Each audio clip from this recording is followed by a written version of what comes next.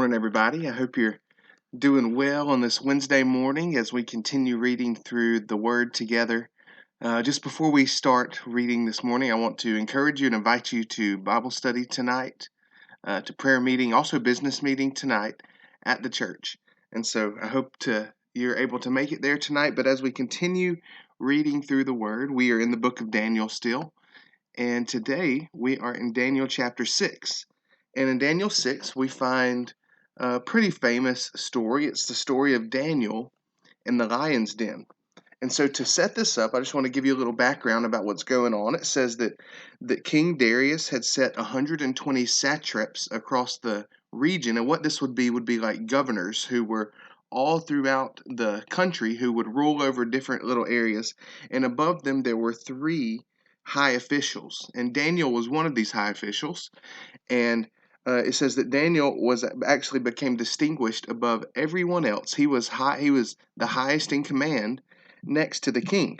And so a lot of these officials, a lot of these governors, so to say, became angry with Daniel. And so they had the king put in an ordinance that anyone who would not bow down to the king, anyone who made petitions to another god or to another ruler besides the king, that they would be thrown into a lion's den. And they did this because they knew that Daniel was a faithful man to his God.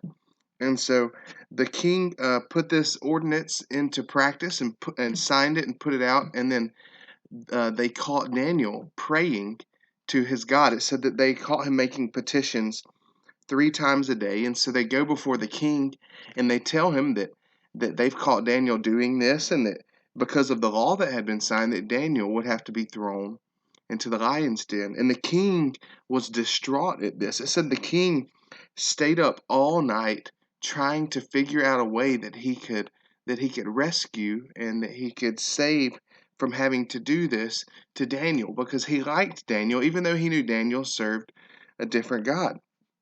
And so we see that the king struggled, and the king was not wanting to do this to Daniel, but he recognized that he had signed this ordinance, and so he had to keep it.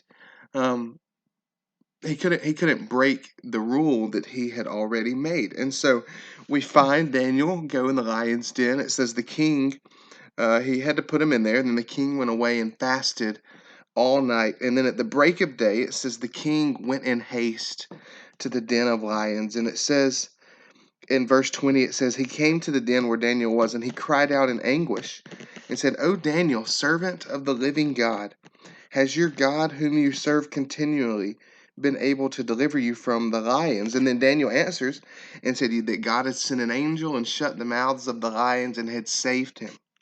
And so in this story, we see that it wasn't the king's fault that Daniel found himself in this den. He made this decree, but really these other governors and rulers kind of set this up to where Daniel would be cast into the den. But we see God using these bad circumstances for good. Not only did God save and rescue his servant Daniel during the time that he was in the lion's den, but we see at the end of this passage, starting in verse 25, it says, King Darius wrote to all the peoples, nations, and languages that dwelled in the earth, peace be multiplied to you. I make a decree that in all my dominion people are to tremble and fear before the God of Daniel. For he is the living God, enduring forevermore. His kingdom shall never be destroyed, and his dominion shall be to the end. He delivers and rescues. He works signs and wonders in heaven and on earth. He who has saved Daniel from the power of the lions. So Daniel, going through this trial, even though these evil, deceptive men set it up this way that Daniel would be thrown in the lion's den, God used this circumstance to grow his kingdom. We see King Darius declaring to all the nations of the earth that this God is the one true living God. And so we see here God using a bad circumstance and turning it and using it for good.